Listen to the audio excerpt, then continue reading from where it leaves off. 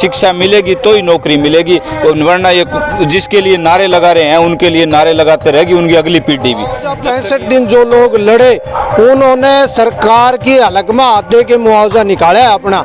किसान साथी 2 या 3 दिन का काम रहा नरमे का, और उसके बाद देखना पहले से बड़ी तादाद में किसान यहाँ मिलेंगे। 4 महीने की बात होगी, आज तक हमारे खाते में जो है ना 2020 का मुआवजा लिया। जो बीजेपी और जेजेपी के कैंडिडेट जो मैदान में आएगा उसका डट कर विरोध करेंगे। विरोध है संयुक्त मोर्चा का, वो भी बीजेपी का, जिन्होंने 700 किसानों की शहादत कराने का काम। अपील जरूर करेंगे इलाके में लोगों से कि सत्ता के लोगों को हराओ, क्योंकि इस सत्ता ने किसान को, मजदूर को बहुत बुरी तरह दुखी कर दिया है। आपको लाइन खींचनी पड़ेगी, राजनेता सारे एक तरफ और बाकी लड़ने वाले लोगों को एक तरफ होना पड़ेगा। और आदमपुर में हम 20 तारीख को किसानों की बहुत बड़ी महापंचायत करेंगे। यहाँ दोस्तों बालसमंद के अंदर एक बार फिर हम हाजिर है। बालसमंद की तहसील में आज धरना किसानों ने लगा दिया है, जो आज से 4 से 5 दिन पहले बोला था कि धरना लगाएंगे।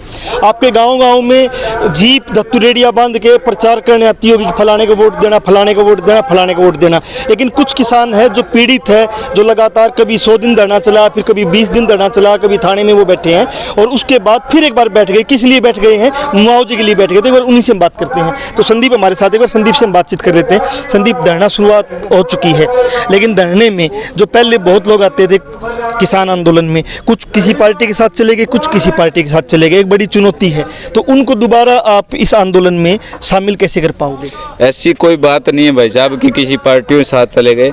किसान साथी 2 या 3 दिन का काम रहा नरमे का, और उसके बाद देखना पहले से बड़ी तादाद में किसान यहाँ मिलेंगे। और अगर किसानों को वक्त रहते नहीं संभाला इस सत्ता ने, सत्ता पक्ष के लोगों ने, तो इसका खामियाजा भी इनको भुगतना पड़ेगा और बहुत बड़ा आंदोलन इस क्षेत्र को झेलना पड़ेगा और इस सरकार को झेलना पड़ेगा।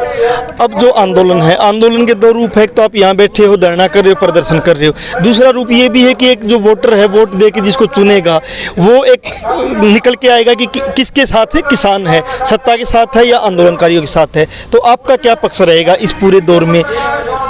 देखिए, हम अपने मुद्दों की बात कर रहे हैं। अगर उससे पहले सत्ता पक्ष के लोग 2020-21 का मुआवजा और 22 की गिरदावरी और जो डीएपी यूरिया का जो हर बार किसान को परेशान किया जा रहा है उससे निजात दिलाता है, तो हमें किसी पार्टी से कोई वो नहीं है कि भी वोट किसको दो। कि जो हमारा सिर्फ विरोध है संयुक्त मोर्चा का, वो भी बीजेपी का, जिन्होंने 700 किसानों की शहादत कराने का काम किया। अगर ये वक्त रहते नहीं संभालेंगे तो हमारा आंदोलन और बड़ा और अलग तरीके का रूप लेकर के हर गांव-गांव में जा करके इनकी करी हुई मेहनत पर पानी फेर करके किसानों का ज़मीर जगा करके इनके खिलाफ वोट करने की अपील करेगा। संदीप, खैरमपुर के अंदर स्कूल बचाने के लिए एक लंबा आंदोलन चला हुआ। कल वहाँ जो बीजेपी का प्रत्याशी है उसके गो बैक के नारे लगे और उसके बाद में एक चीज़ आई कि कुछ लोगों ने बोला कि 3 तारीख तक धरना लगा लो, 3 तारीख तक ये कर लो। एक धमकी देने की बातचीत वीडियो के माध्यम से हमें पता लगी। तो आप भी एक धरना चला रहे हो और आप भी विरोध करने की बात कर रहे हो सत्ता का, तो क्या इसमें कैसे देखते हो कि जो ये धमकियाँ और ये, इसका जवाब कैसे दोगे?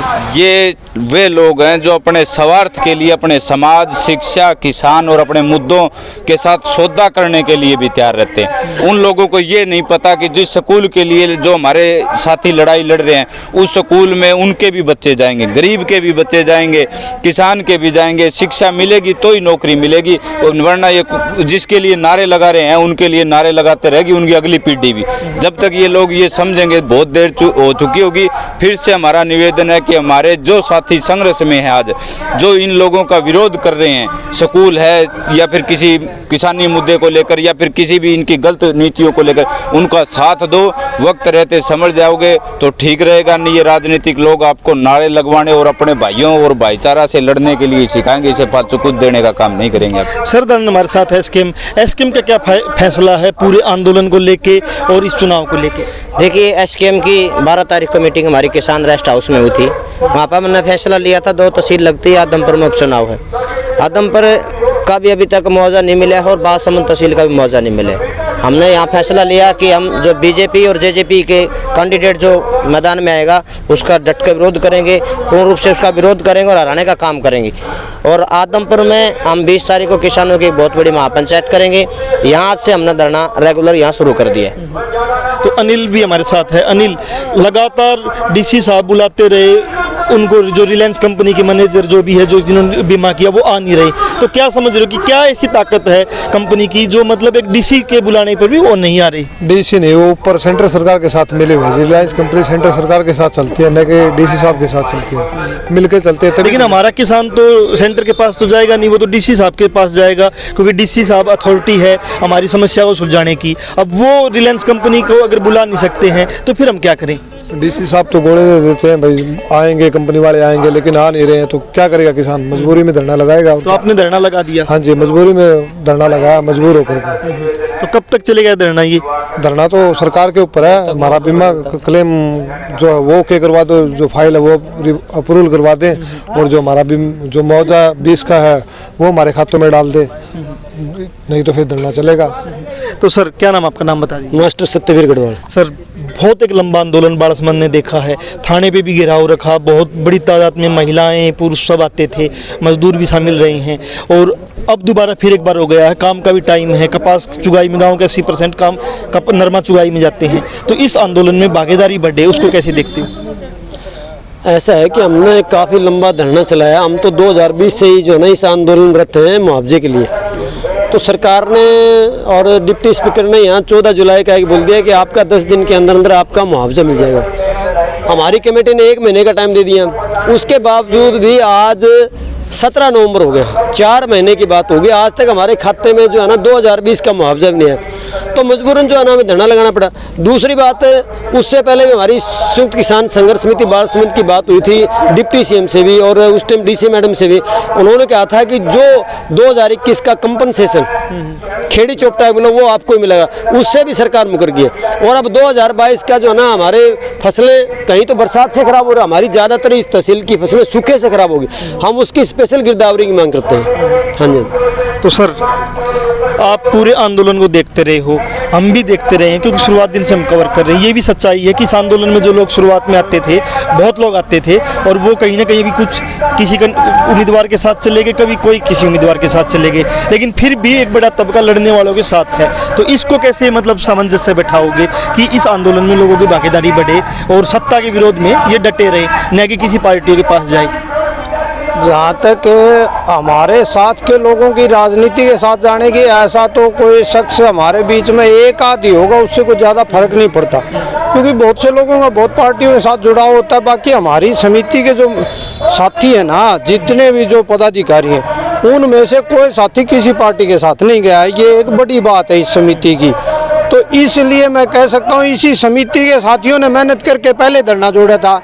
अभी जो संख्या की बात करें तो जब 65 दिन धरना चला, उस समय भी हम पहले 15 दिन 10 दिन तो 10-20 आदमी बैठा करते, मतलब पहले 10-15 दिन में कम लोग थे। हाँ। और बाद में एक बार कम होने का ये है कि प्रतीक्षा करते हैं हम, सरकार शायद सुन ले। दूसरा ये है अभी काम का टाइम है, इसलिए भी हम हर साथी को, हर व्यक्ति को दुखी नहीं करना चाहते, क्योंकि खेतों का काम हमारे लिए पहली प्रायोरिटी है। आखिर हैं तो हम किसान ही, लड़ने के लिए तो हम 50-100 साथी तो आज भी बैठे हैं, और कल भी बैठेंगे, रोज बैठेंगे।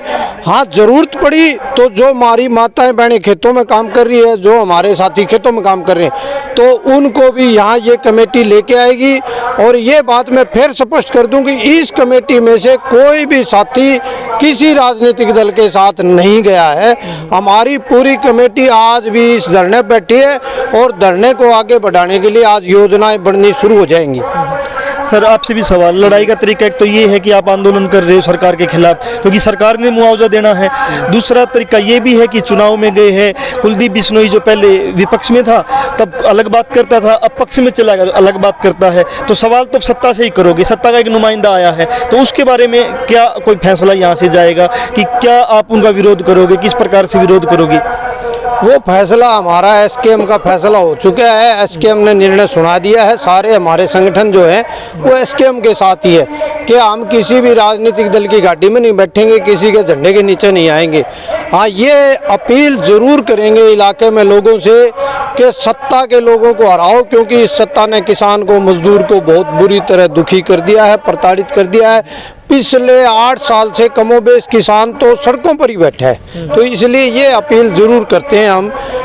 जैसी एसकेएम की अपील है वैसा ही हमारा स्टैंड है, एसकेएम के साथ ही हम मिले हुए हैं, सारे एसकेएम के साथ। सर मेरा एक सवाल और है कि जैसे ही मुआवजा की बात आएगी, मुआवजा 2020 का डाल दिया गया या 2020 का मान लिया गया है, जैसे आपने धरना समाप्त किया, वैसे ही जो हमारे डिप्टी स्पीकर है गंगवा साहब या कुलदीप बिश्नोई बीजेपी में आ गए थे, वो उन्होंने बड़े बड़े दावे किए कि मुआवजा हमने दिलवा दिया और मुख्यमंत्री का बहुत बहुत धन्यवाद, ऐसे सब उन्होंने बोला है। तो अब उनसे पूछ नहीं रहे आप, जहाँ भी वो वोट मांगने आ रहे हैं, कि आप तो कह रहे थे मुआवजा दिलवा दिया, तो कहाँ मुआवजा? नहीं, हम यहाँ पूछने के लिए तो बैठे हैं। और जहाँ तक बात है मुआवजा दिलवाने की, ये हमने पहले भी स्पष्ट कर दिया था। मुआवजा 2020 का था, यदि सरकार ये राजनीतिक लोग दिलवाने वाले थे तो पहले ही दिलवा देते। मुआवजा 65 दिन जो लोग लड़े, उन्होंने सरकार की हलकमा हाथ दे के मुआवजा निकाला है अपना, तो मुआवजा दिलवाया। उन लड़ने वाले लोगों ने, लड़ते लोगों की जीत हुई है। ठीक है, सरकार के कोई प्रतिनिधि तो आता है बीच में बात करने के लिए, मीडिएटर, वो लोग आए, उनका भी धन्यवाद। ऐसा नहीं है कोई हम उनके कोई हमारा कोई पर्सनल विरोध है, सिर्फ ये इस बात का विरोध है कि ये सरकार किसान की, मजदूर की, आम आदमी की, गरीब की सुनवाई नहीं कर रही। सर आप क्या कहना चाहोगे? आंदोलन फिर एक बार चल चुका है और दूसरी तरफ ना नारे भी अच्छे लग रहे कि आज़ादी को चौलाड़ी में बढ़ाने, ये नारे सिर्फ 15 दिन चुनाव में चलते हैं, उसके बाद ये नारे भी नहीं। भगत सिंह को भी लोग याद कर रहे हैं, लेकिन आंदोलन में ये लोग नहीं आते जो अभी नारे चला रहे हैं, अभी गाने चला रहे हैं। देखिए उदय, एक बात तो आपको मैं बिल्कुल क्लियर बताऊं कि अगर हम किसानों को ये लड़ाई लड़नी है, जैसे हमारे प्रधान जी ने कहा कि कोई कमेटी का मेंबर जो है वो इस वक्त राजनीतिक पार्टी के साथ है, आपको लाइन खींचनी पड़ेगी।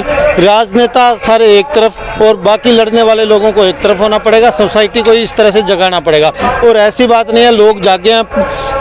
ये जो किसान आंदोलन हुआ उसके बाद जो किसान साथी थे हमारे, जो आगे अगली पंक्ति के साथी थे, वो तो घर पे ही नहीं बढ़े, वो तो मतलब तब से आंदोलन में ही है। किसान तो जो है वहाँ पे आने के बाद यहाँ हिसार में पूरे में 4 जगह, जींद में आपने देखा आंदोलन। हाँ, मैं उन लोगों को जरूर कहना चाहता हूँ जो यहाँ से लेके और वहाँ तक लंबी गाड़ियों की कतार लगाए बैठे हैं कि तुम लोग अपने आप को पहचान लो कि तुम लोग इनके पीछे गाड़ियाँ घुमा के कुछ हासिल कर लोगे, या ये जो आज़ादी के जो गाने तुम लगा रहे हो, उन लोगों ने जो इस आज़ादी के लिए जुल्म सितम सहे हैं। भगत सिंह का नाम जान लेना, उसका पढ़ लेना, नारे लगा देना बड़ा आसान है, लेकिन भगत सिंह के साथ जो तशद्दुद हुए, जो उसके परिवार ने झेले, भगत सिंह के चाचा अजीत सिंह ने पूरी जवानी बाहर विदेशों में लगा दी, मतलब आंदोलनकारियों को इकट्ठा करने में, और उनकी चाची ने एक विधवा का जीवन वहाँ पे जिया और पूरा घर 100 साल तक इस तरह से रहा।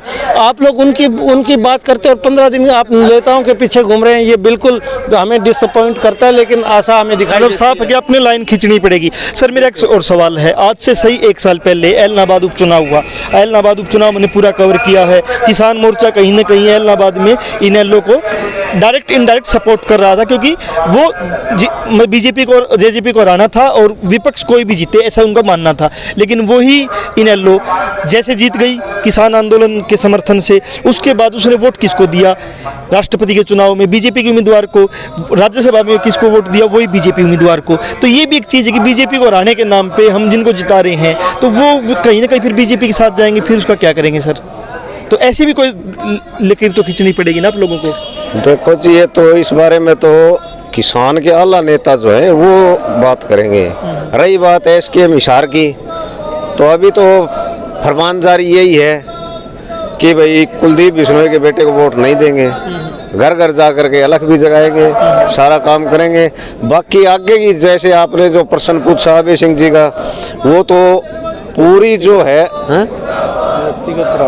ये तो अपना उसका व्यक्तिगत था। व्यक्तिगत कैसे कह सकते हैं आप बताइए? व्यक्तिगत कैसे कह सकते हैं कि एक व्यक्ति को किसान आंदोलनकारियों ने इसलिए वोट दिया कि बीजेपी के खिलाफ में है, और वही व्यक्ति जीतने के बाद बीजेपी के लोगों को वोट डाल रहा, तो ये व्यक्तिगत कैसे मान लेंगे चीजों? नहीं, जो आप प्रचार को कह रहे थे उसके लिए कह रहा हूँ, ये आपका दूसरा प्रश्न, ये प्रश्न बिल्कुल अलग। मैं कह रहा हूँ कि मतलब किसान को भी मैं कह रहा हूँ को भी ये चेतना पड़ेगा कि यस, ये दिखाता है, किसानों को यही सबक सीखने की जरूरत है कि जो भी पॉलिटिक्स में इस वक्त जो राजनीति भारत में हो रही है वो सिर्फ और सिर्फ अवसरवाद की राजनीति है। कोई राजनेता एक पूरी क्लास है, आप उनको अलग करके नहीं देख सकते। जैसे कुलदीप, परसों तो हमारे पास यहाँ कुलदीप बिश्नोई 11,000 रुपए देके गए, धरने का समर्थन करके गए जब वो विपक्ष में थे, कांग्रेस में थे।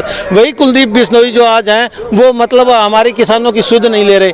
तो आप समझिए इस बात को कि किसानों का जो राजनेता है वो एक पूरी की पूरी श्रेणी है, क्लास है, उसको आम लोगों में और उनमें फर्क करना पड़ेगा। वो सारे के सारे एक ही तरह के हैं, तो ये भारतीय लोकतंत्र की विडंबना है। देखिए इसमें जितना अच्छा हो सकता है उतना लड़ा जा सकता है। किसान नेता ने बताया है कि ये भारतीय लोकतंत्र की विडंबना है कि जिसको विपक्ष के नाम पे सत्ता को रोकने के लिए बनाते हैं वही बाद में उनसे धोखा करके उनको वोट दे देता। लेकिन फिर भी विकल्प क्या है? अभी विकल्प नहीं है तो सत्ता को हराना ही पड़ेगा। सत्ता को इसलिए हराना है क्योंकि किसानों का मानना है कि सत्ता को हराना पड़ेगा, कि वो इसलिए हराना पड़ेगा कि सत्ता जुल्म कर रही है, सत्ता नहीं सुन रही है। सत्ता लगातार जो यहाँ पिछले लंबे टाइम तक गर्मी में, सर्दी में, बारिश में एक धरना चला है, महिलाएं आती थी, बुजुर्ग आते थे, नौजवान आते थे, वो धरने के बाद एक लड़ाई की जीत हुई थी और उस जीत के बाद फिर उनको मुआवजा नहीं मिला, मुआवजा फिर नहीं दिया गया। एक बार फिर आंदोलन शुरू हो चुका है। ये आंदोलन फिर लंबा चलेगा, किसानों का मानना है। कितना लंबा चलेगा वो देखते हैं। जनमंच के साथ बने रहिए और